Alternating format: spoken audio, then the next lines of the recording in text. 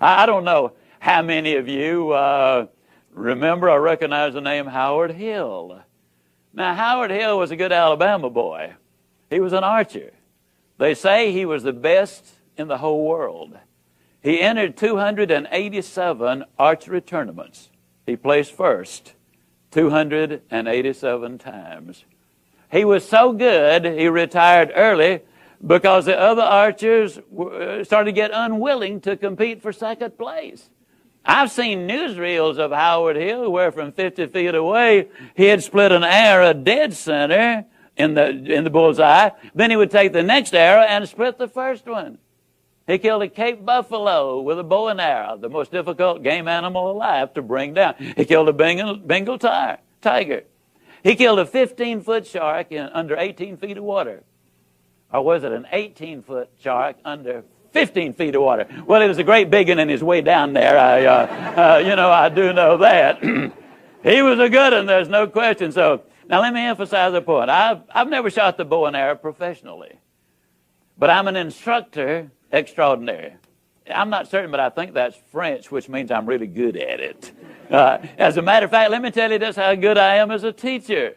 If I could spend 30 minutes with any man or woman who will ever view this, providing your eyesight is good and your health is normal, at the end of 30 minutes, I would have you hitting the bullseye more consistently than Howard Hill could hit it on the best day he ever had.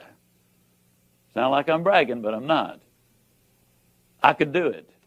Provided, of course, you had first blindfolded Howard Hill and turn him around a couple of times so he wouldn't have a clue as, which way am I headed? And you might say, well, now, Ziegler, my goodness alive, fella, of course you could. That's ridiculous.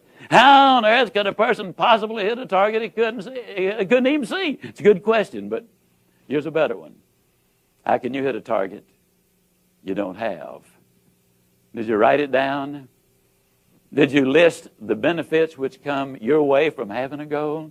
You know, so many times people say, well, I do this, but man alive, it hurt, it cost too much money, or it take too long, or whatever. I quit smoking, but you know, I'd gain 47 pounds or whatever, or I'd go back to college and get my degree. But you know, it'd take me 10 years, and in 10 years I'd be 45. Well, how old would you be in 10 years if you didn't go back to college and get a degree? But instead of that, what you need to do is you set your goal is identify the benefits. Why do I want to do this? Then you identify the obstacles which you've got to overcome. Did you spell out the skills and knowledge required? Did you identify the people, the groups, and organizations to work with? Did you work out a plan of action? And did you set that date? You see, there's a formula. And the formula and the incident for the date, you can't set a date on a lot of things. If it's applicable, you do. But for example, when do you finish education? You don't, do you? Now you can finish school. You can even make it easy. But you never finish your education. When you answer these questions, if you answered any of them with a no, I didn't do that, then what you've got is not a goal. It's still a dream. And that dream has got to have some foundation to it.